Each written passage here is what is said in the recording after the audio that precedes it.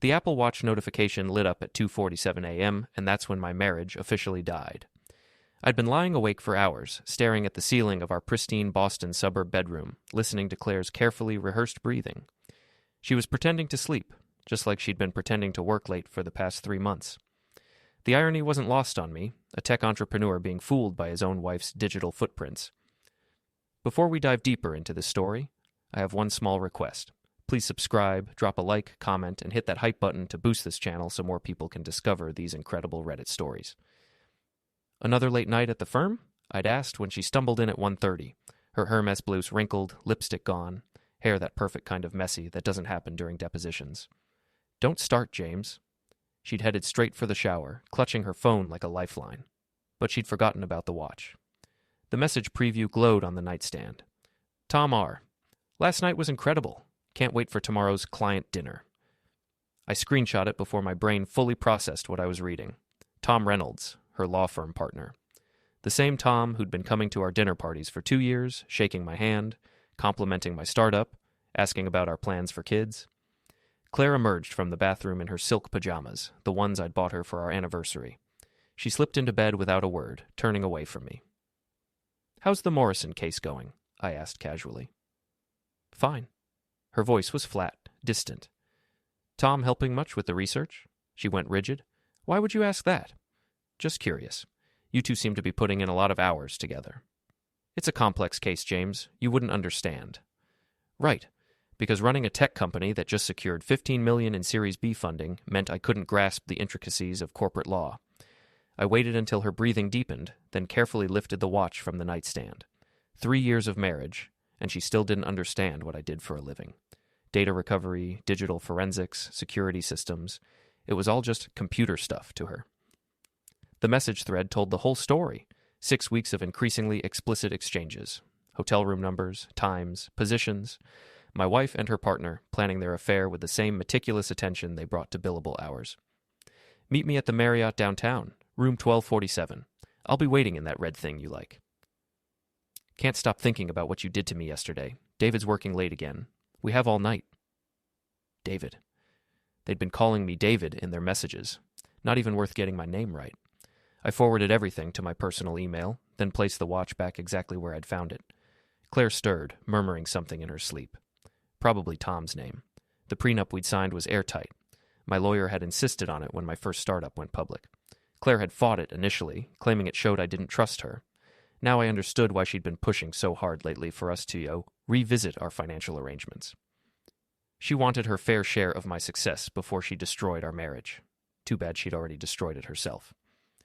I slipped out of bed and padded downstairs to my home office.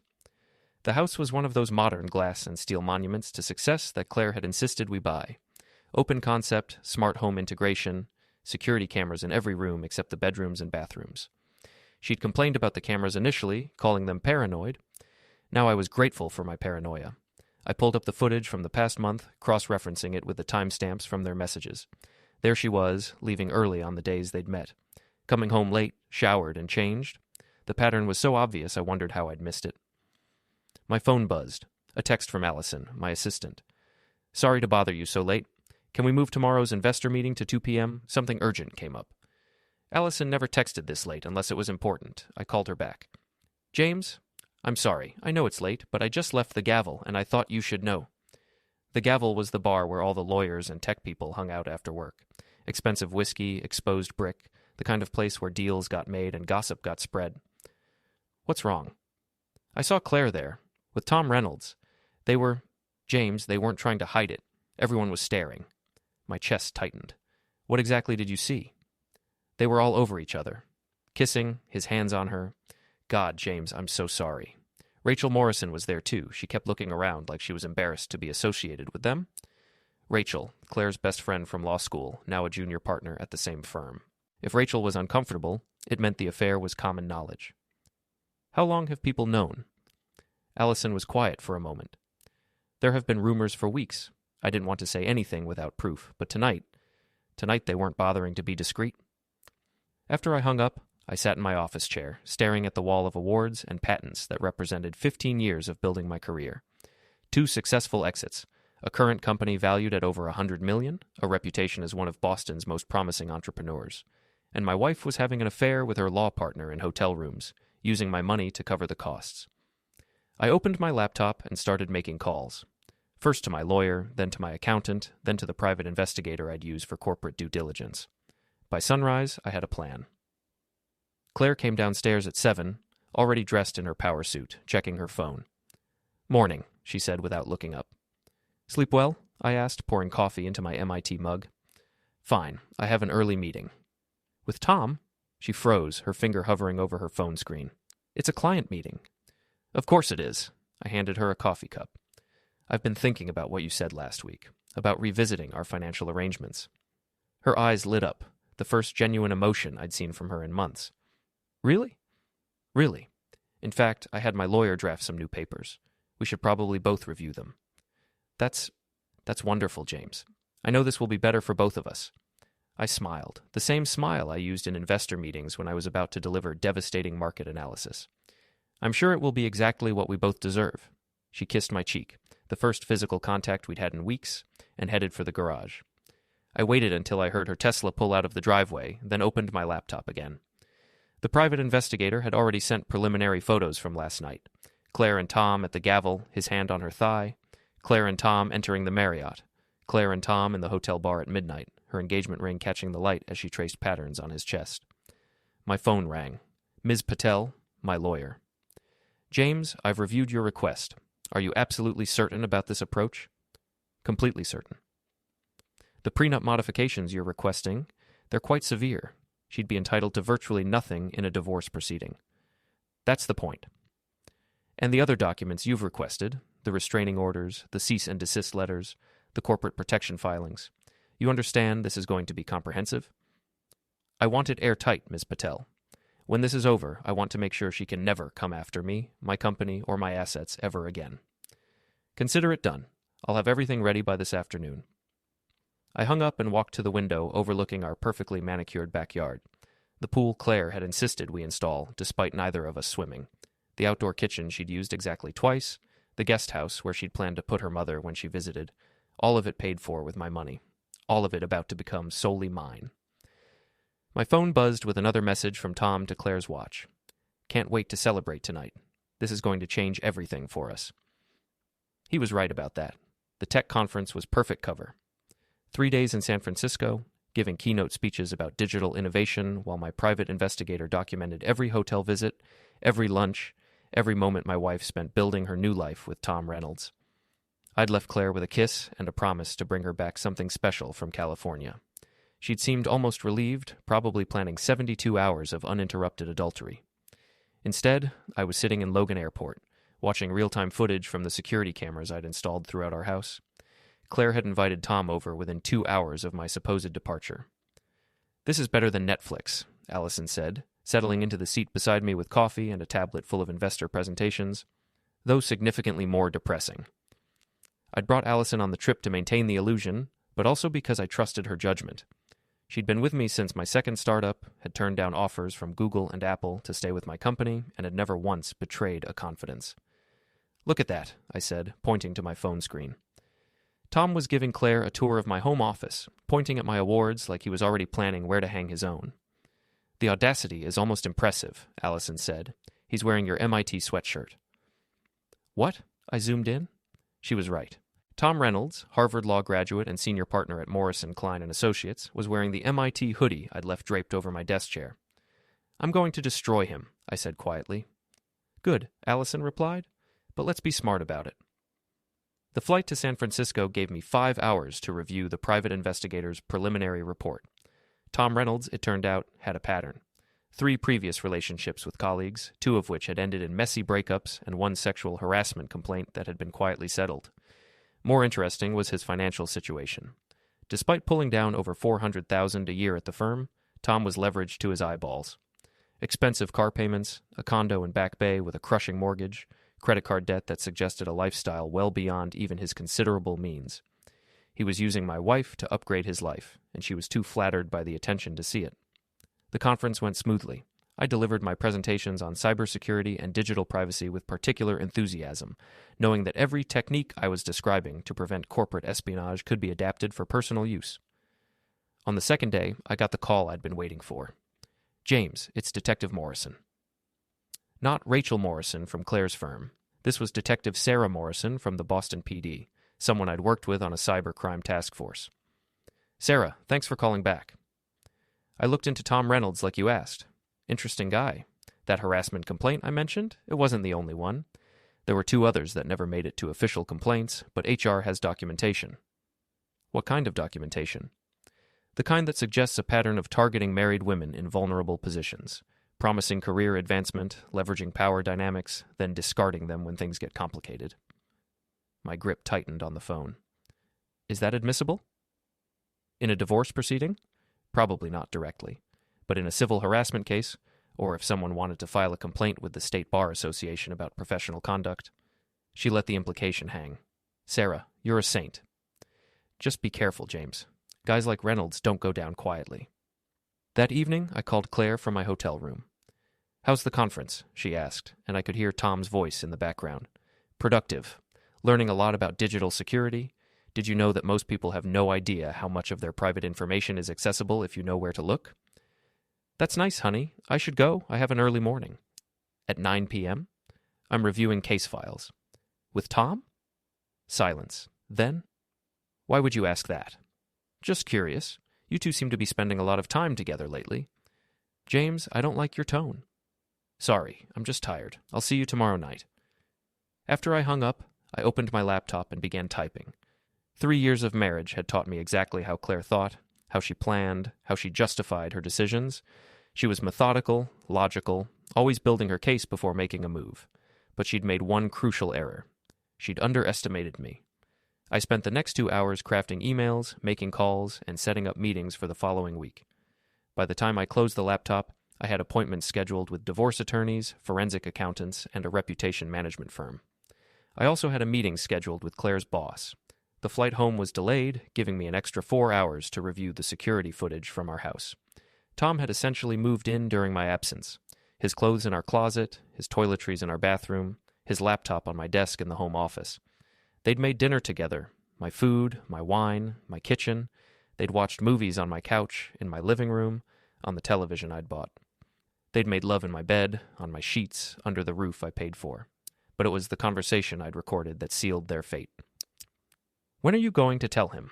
Tom had asked on the second night, his voice clear through the audio system I'd installed for whole home music. "After the prenup revision, James is finally ready to be reasonable about our financial arrangements." "You think he'll just agree to give you half of everything?" Claire's laugh was cold, calculating. "He will when I threaten to go public with some of the things I know about his business practices." "What things?" "Let's just say that some of his early investors might be interested to know how he really spent their money." My blood ran cold.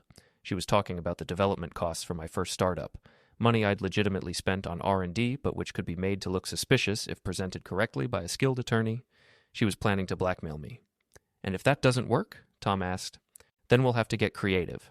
There are other ways to pressure someone into being reasonable." I saved the audio file and forwarded it to my lawyer with a single word: urgent.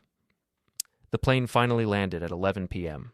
I took a cab home instead of calling Claire, wanting to see if Tom was still there. He was. His BMW was in my driveway, parked where I usually parked. I paid the cab driver and walked quietly to the front door. Through the living room window, I could see them on the couch, Claire's head on Tom's shoulder, both of them drinking wine from the bottles I'd been saving for special occasions. My key turned silently in the lock. One advantage of a smart home system was that I could disable the entry chimes remotely. They were so engrossed in their conversation that they didn't notice me until I was standing in the living room doorway. "Honey, I'm home." Claire shot up from the couch like she'd been electrocuted. Tom spilled wine down the front of his shirt. My shirt, I realized, one of my casual button-downs. "James, you're early." "Flight got delayed, actually. I'm late." I set down my suitcase and looked at Tom, who was frantically trying to clean wine off his shirt. "Tom, interesting to see you here." Claire was helping me with some case research. "At 11 p.m., on my couch, in my shirt." I walked to the bar cart and poured myself a scotch. "Must be a very complex case." Claire found her voice. "Tom was just leaving." No rush, I said, settling into the armchair across from them. I'm curious about this case you're working on. What's it about? Tom and Claire exchanged glances. It's confidential, Tom said. Of course it is. I took a sip of scotch. Claire, could you give Tom and me a moment? I'd like to discuss something with him privately. James, I don't think... Please. Something in my tone made her comply. She gathered her wineglass and headed upstairs, throwing worried looks over her shoulder. Once she was gone, I leaned forward in my chair. Tom, we need to talk. Tom Reynolds tried to maintain his composure, but sweat was beading on his forehead despite the air conditioning. He'd loosened his tie. My tie, I noticed, and kept glancing toward the stairs where Claire had disappeared. Look, James, I know what this looks like. Do you? I set down my scotch and pulled out my phone. Because I'm curious what you think it looks like when I show you this. I played the audio from 2 nights ago, their voices crystal clear through my phone's speaker. Tom's face went white as he heard himself asking about blackmailing me, heard Claire's response about getting creative with pressure tactics. That's illegal recording, he stammered. In my own home? I don't think so. But you know what might be illegal? Conspiracy to commit extortion. I'm not a lawyer, but I imagine the State Bar Association would have opinions about that. Tom shot to his feet. You can't prove anything. Can't I? I scrolled through my phone, showing him photo after photo. Hotel receipts charged to your corporate credit card. Dinner receipts from nights when Claire told me she was working late. Security footage from the gavel showing you two making out like teenagers. His face cycled through emotions, fear, anger, desperation, finally settling on what I recognized as his courtroom persona. Aggressive confidence. Fine. Yes, Claire and I are involved. But that doesn't give you the right to spy on us, to record private conversations. Any evidence you think you have would be inadmissible in court. I smiled. Who said anything about court?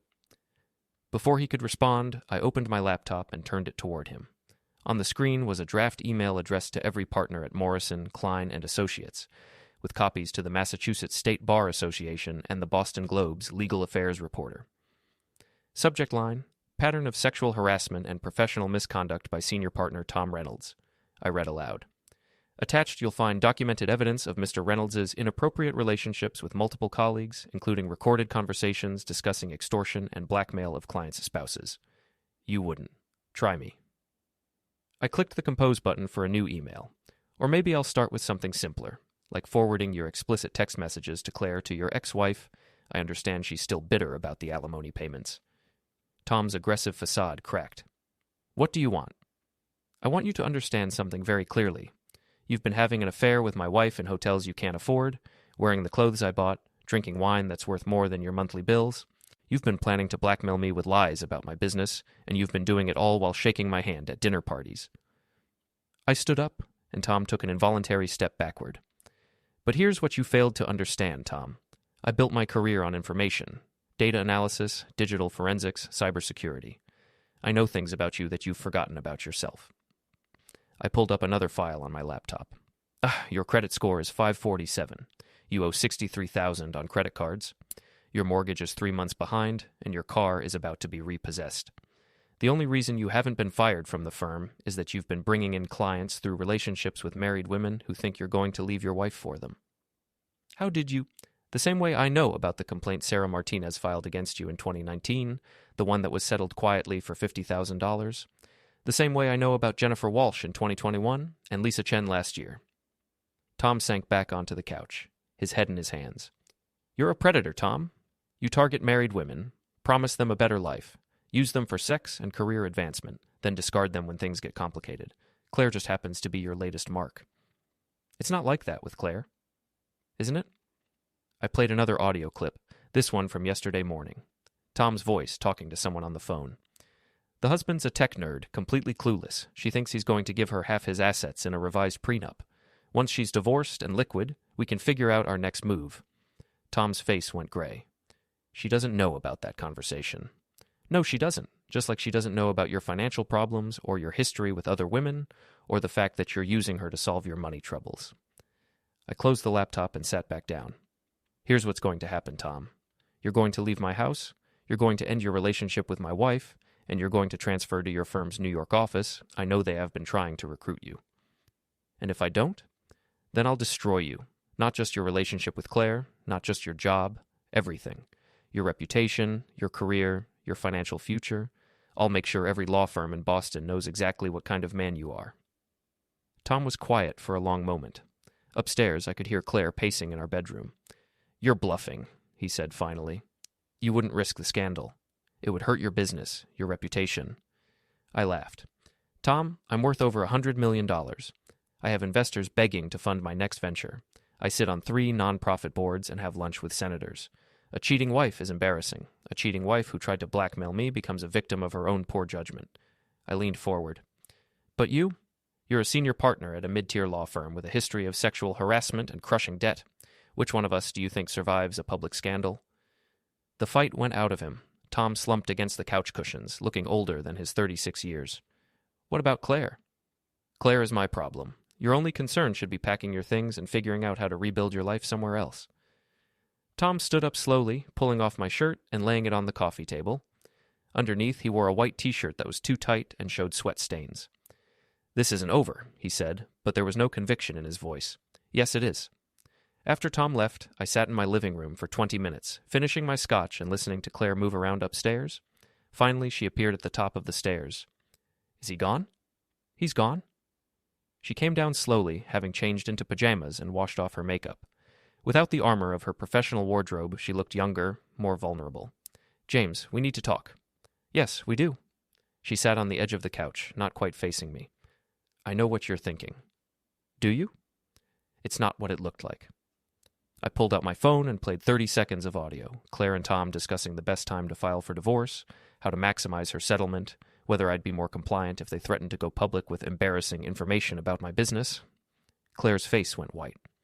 "You recorded us." "In my own home, yes." That's a violation of privacy. So is adultery." She was quiet for a moment, then straightened her shoulders. I recognized the gesture. It was what she did in court when she was about to make a difficult argument. "Fine. Yes, Tom and I have been seeing each other. Yes, we've discussed divorce. But James, our marriage has been over for months. We both know it. I didn't know it. Because you're never here. You're always at the office, or traveling, or locked in your study working on some project. When was the last time we had a real conversation? When was the last time we went on a date, or took a vacation, or even had dinner together without you checking your phone?" I had to admit she had a point. Building a company required sacrifices, and I'd made those sacrifices without consulting her. "So you decided to have an affair." "I decided to find someone who actually wanted to spend time with me." "And to blackmail me in the divorce?" Claire's composure cracked. We were just discussing options. Options that included lying about my business practices to extort a larger settlement. I would never have actually... Yes, you would have. I stood up. "Claire, I've been recording conversations in this house for 3 months. I have audio of you researching false allegations, discussing manufactured evidence, planning to destroy my reputation if I didn't give you what you wanted." She stared at me. 3 months? I suspected something was wrong. I just didn't know how wrong. Claire buried her face in her hands. When she looked up, her eyes were red, but dry. "What happens now?" I walked to my desk and pulled out a manila folder. "Now you sign these." "What are they?" "Divorce papers.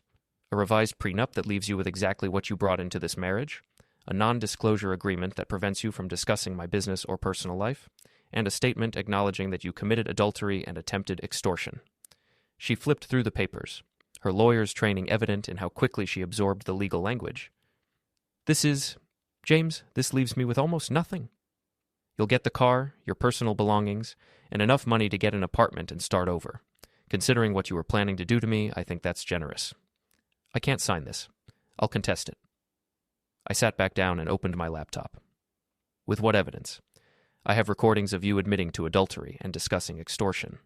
I have financial records showing that you used joint credit cards to pay for hotel rooms where you met your lover. I have testimony from witnesses who saw you together in public."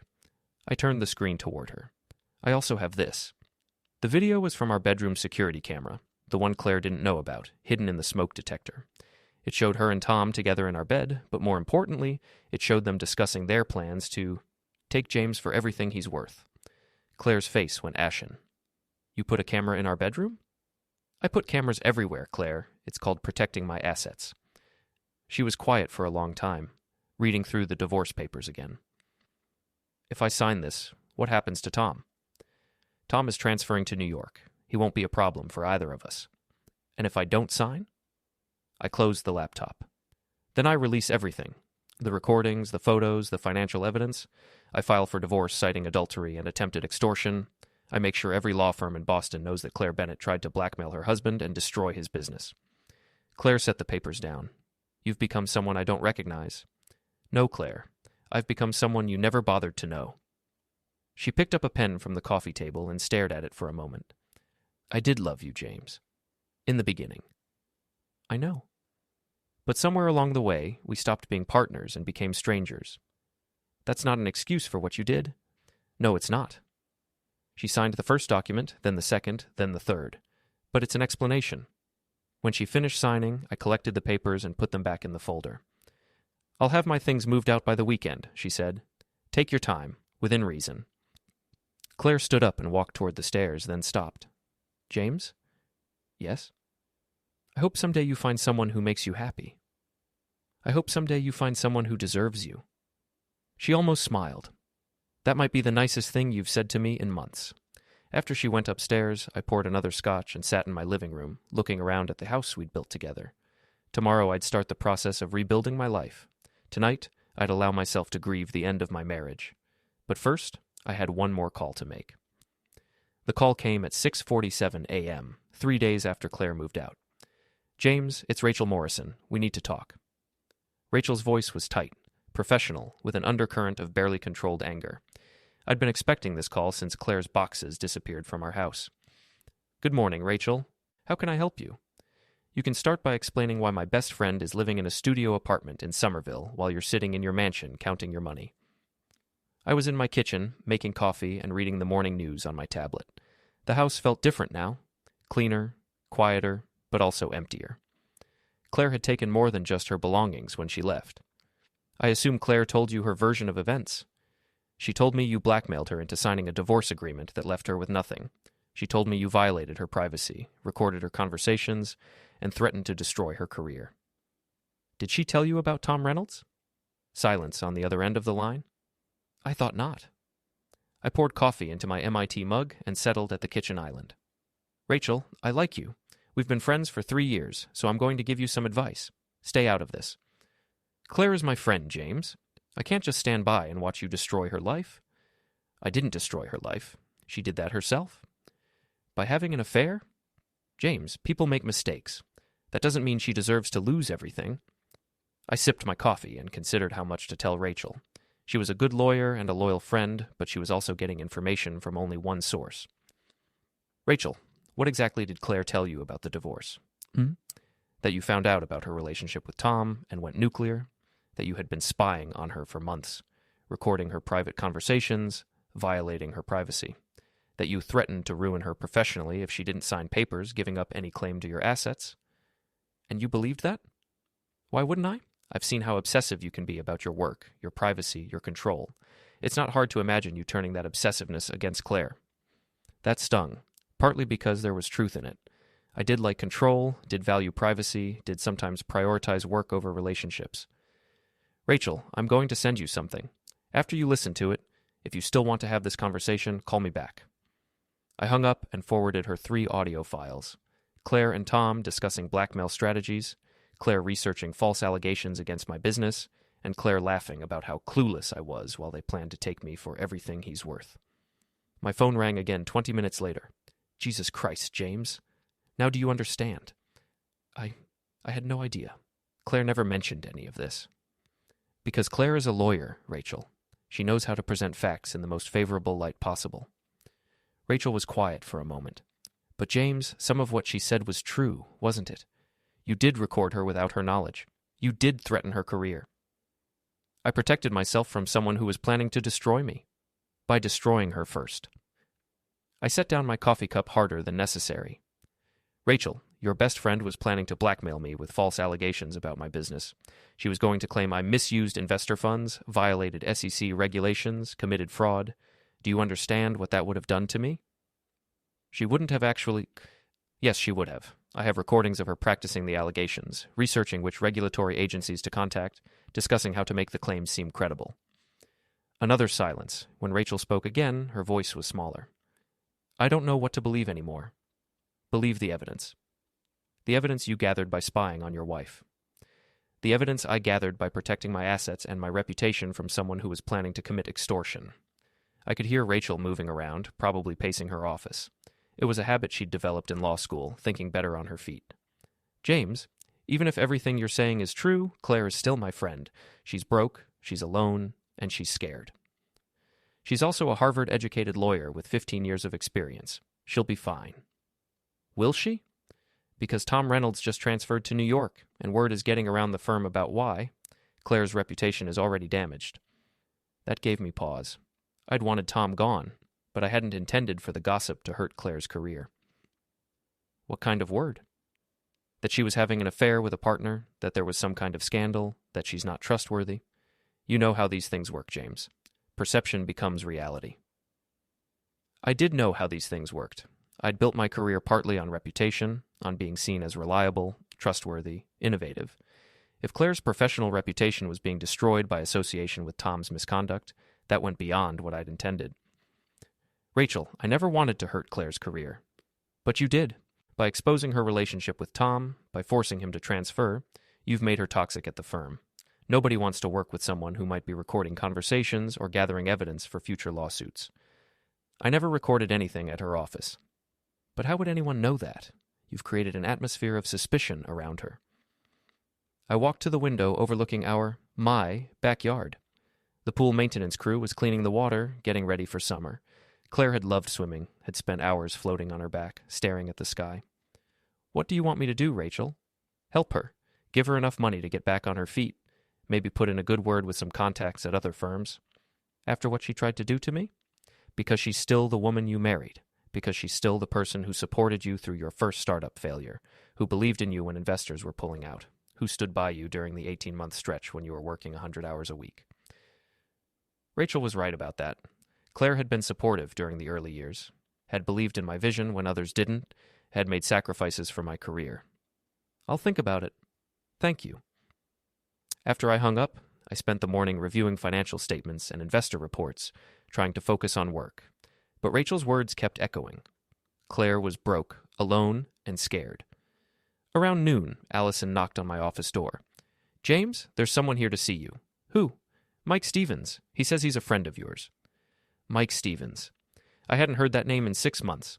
Mike had been my best friend in college, my best man at my wedding, the godfather I'd chosen for the children Claire and I never had. Had been my best friend until the incident at my birthday party. Send him in. Mike looked older than his 34 years, his face drawn and tired.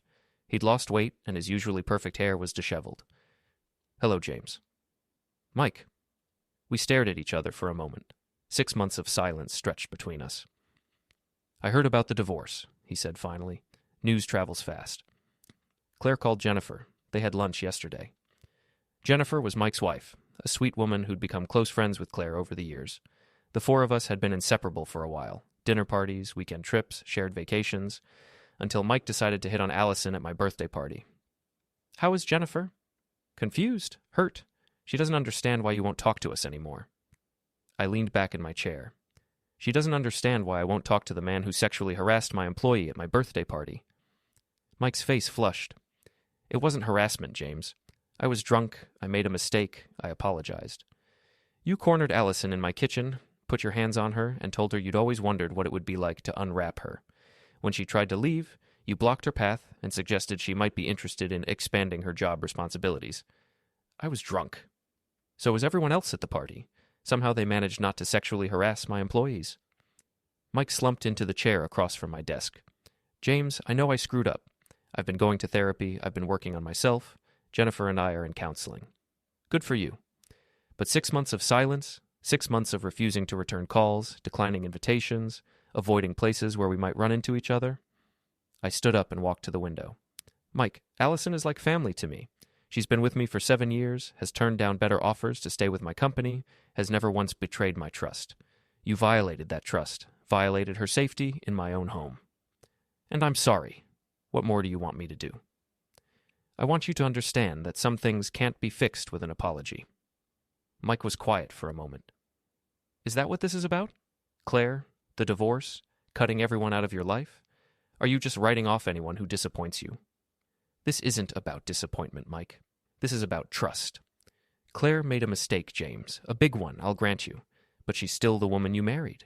She's still someone who loved you, who built a life with you. She was planning to destroy me. She was planning to divorce you. There's a difference. I turned to face him. Is there? Because from where I'm sitting, it looks like everyone I trusted has been working against me. That's paranoid, James. Is it? My wife was cheating on me and planning to blackmail me. My best friend sexually harassed my employee. Who else should I be suspicious of? Mike stood up. You know what? Maybe Claire was right to leave. Maybe you have become someone who values control more than relationships, privacy more than trust, winning more than love. Get out. James, get out of my office, get out of my building, and don't come back.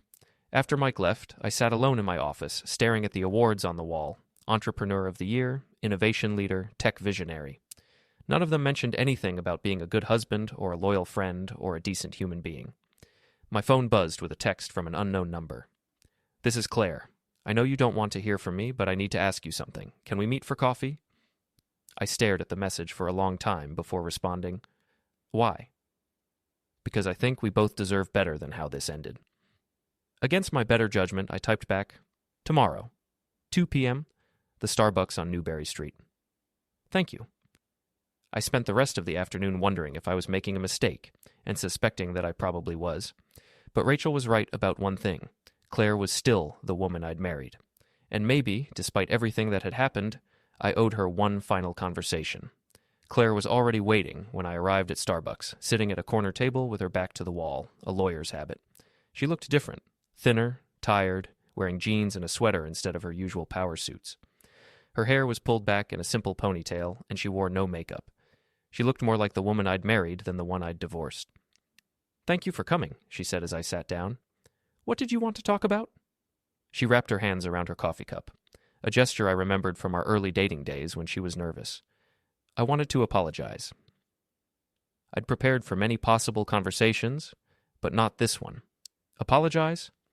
For everything. For the affair, for the lies, for the things Tom and I discussed about hurting you financially.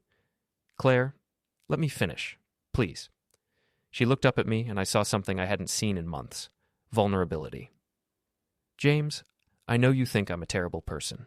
I know you think I never loved you, that I was just using you. Weren't you? At the end? Maybe, but not at the beginning. Not for the first few years. She took a sip of coffee, gathering her thoughts. Do you remember our second date? You took me to that terrible Italian restaurant in the North End, the one with the singing waiters. I remembered. You hated it. I loved it. Not the restaurant. That really was terrible. But I loved that you were trying so hard to impress me. You were this brilliant, successful entrepreneur, and you were nervous about whether I'd like some cheesy tourist trap. Why are you telling me this? Because I want you to know that the woman who fell in love with you was real.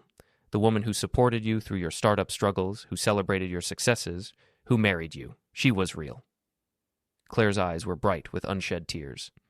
Somewhere along the way, we lost each other. You got busy building your empire, and I got busy building my career, and we stopped being partners. That doesn't excuse what you did. No, it doesn't, but it explains it. She leaned forward. James, I felt invisible in our marriage. You'd come home from work and disappear into your office. We'd go to dinner and you'd spend half the time on your phone. We'd take vacations and you'd bring your laptop. I was building something for us. You were building something for you. I just happened to live in the same house. That stung because it was partly true. I had prioritized work over our relationship, had assumed that financial success would automatically translate to personal happiness. So you decided to have an affair. I decided to find someone who noticed me, someone who wanted to spend time with me, who asked about my day, who made me feel like I mattered. And the blackmail? Claire's face crumpled. That was Tom's idea. He said you owed me for all the years I'd supported your career. He said you'd never be fair in a divorce unless we had leverage. And you believed him? I wanted to believe him. I was angry, James. Angry at you for neglecting our marriage. Angry at myself for letting it happen. Angry at the whole situation. She wiped her eyes with a napkin. But mostly I was scared. Scared of starting over, scared of being alone, scared of not having enough money to maintain the life I'd gotten used to. I studied her face, looking for signs of manipulation, for the calculated performance I'd grown accustomed to. But all I saw was exhaustion and regret. "What do you want from me, Claire?" "Nothing. I mean, I'm not asking for money or for you to change the divorce terms. I know I don't deserve that." "Then what?" "I want you to know that I'm sorry. Really, truly sorry. Not just for getting caught, but for what I did, for betraying you, for planning to hurt you, for throwing away something that was worth saving." She reached into her purse and pulled out a small wrapped box. "I also wanted to give you this." I opened it. Inside was my father's watch, the one I'd given her on our first anniversary. "You said it should stay in your family," she said. "I was wrong to keep it." I held the watch, remembering the day I'd given it to her. We'd been so happy then, so sure of our future together. "Claire, what are you going to do now?" "I don't know. Look for a new job, I suppose.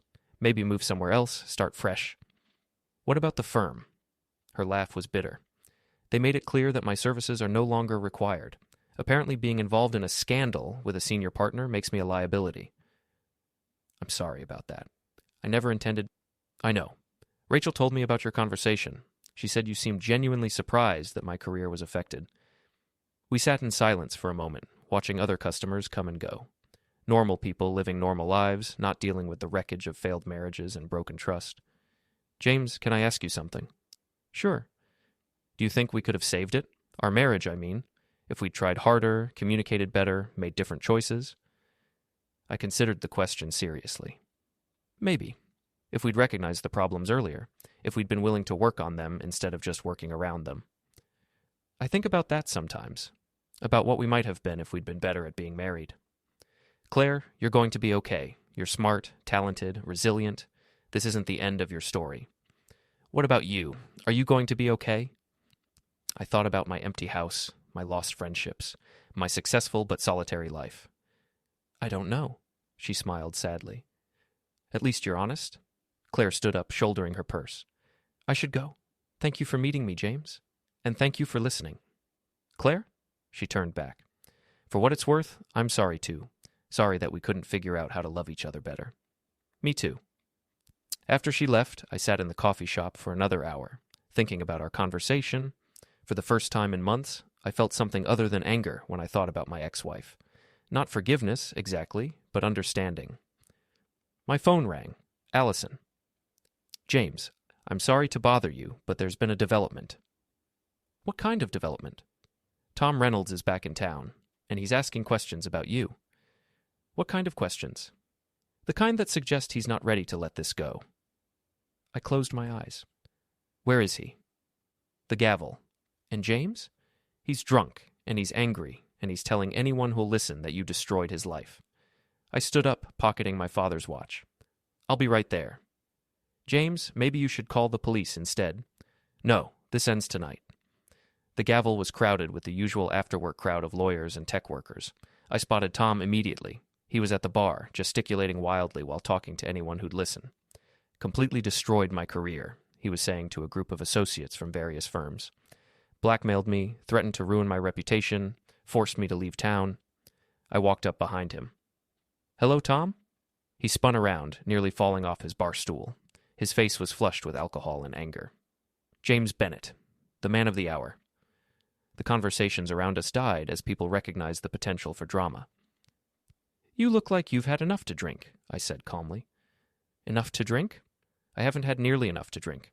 Do you know what you've done to me?" "I know what you did to yourself." Tom stood up, swaying slightly. "You destroyed my career, my relationship, my life, all because you couldn't handle the fact that your wife preferred a real man." The crowd was growing, people pulling out phones to record what was clearly about to become a scene. "Tom, you're drunk. Go home." "I'm not going anywhere. You want to play games? Let's play games." He turned to the crowd. "This man, James Bennett, is a fraud. His company is built on stolen technology, investor fraud, and illegal business practices." I felt my jaw clench. "That's a lie, and you know it." "Is it?" "Because I have documentation that says otherwise. Financial records, investor communications, proof that you've been misleading your backers for years." "What documentation?" Tom smiled, a ugly expression made worse by his drunken state. The kind that Claire gave me before your little divorce. Insurance, she called it. My blood went cold. Claire had access to my financial records, had helped me prepare investor reports in the early days of our marriage. Claire gave you confidential business documents? Claire gave me everything I needed to destroy you. Bank statements, investor emails, development budgets that don't add up. Want to know what your precious investors will think when they see how you really spent their money? The crowd was murmuring now, phones recording everything. This was exactly the kind of public scandal that could destroy a business reputation. Tom, you're making a mistake. Am I? Because from where I stand, it looks like you made the mistake when you chose to mess with my life. He pulled out his phone. One email to the SEC, one call to the Boston Globe, and your little tech empire comes crashing down. I looked around at the crowd, at the phones recording our conversation, at the associates and partners who would spread this story throughout Boston's legal and business community by morning. Tom was right about one thing. This could destroy me. Even if his allegations were false, even if I could prove my innocence, the investigation alone would scare away investors, damage partnerships, ruin years of careful reputation building. But Tom had made one crucial error. He'd underestimated me again. I pulled out my own phone and played an audio file at full volume. Tom's voice filled the bar. The husband's a tech nerd, completely clueless. She thinks he's going to give her half his assets in a revised prenup. Once she's divorced and liquid, we can figure out our next move. The crowd went silent. I played another file. Tom discussing his financial problems, his history with other women, his plan to use Claire for money and then discard her. Tom's face went white.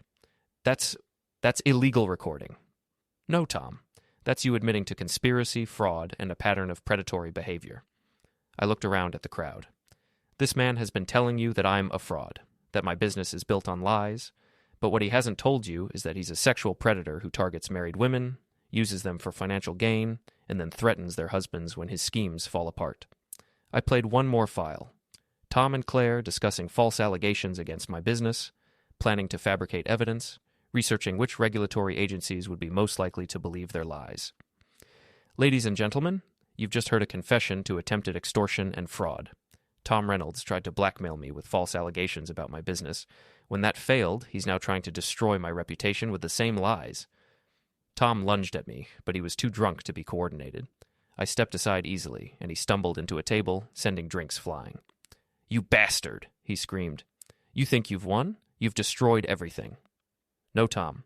You destroyed everything. I just documented it." Security was moving in now, along with several patrons who were restraining Tom. "This isn't over," he shouted as they dragged him toward the exit. "I'll destroy you. I'll make you pay for what you've done." "Good luck with that," I called after him. "From prison." After Tom was removed, the crowd began to disperse, but not before several people approached me. "James, I'm sorry you had to go through that," said Maria Santos, a partner at one of the city's top firms. "We've heard rumors about Tom's behavior with female colleagues. If you need character witnesses," added David Chen, a venture capitalist I'd worked with before, "you've got them. That man is clearly unstable." I thanked them and headed for the exit, but stopped when I saw a familiar face at a corner table. Rachel Morrison was sitting alone, staring into her wine glass. "Rough night?" I asked, sitting down across from her. "I heard the whole thing. Tom's accusations, your recordings, all of it." "And?" "And I owe you an apology. I thought maybe you'd been too harsh with Claire, too controlling, too vindictive." She looked up at me. I had no idea how bad it really was. Claire didn't know about Tom's history either. She was as much a victim as anyone. Was she? Because some of those recordings, James, she was actively planning to destroy you. She was scared and angry and listening to bad advice from a manipulative man. Rachel studied my face. "You still care about her." "I still care about the woman I married. The woman I divorced, I'm not sure I ever really knew her. What happens now?"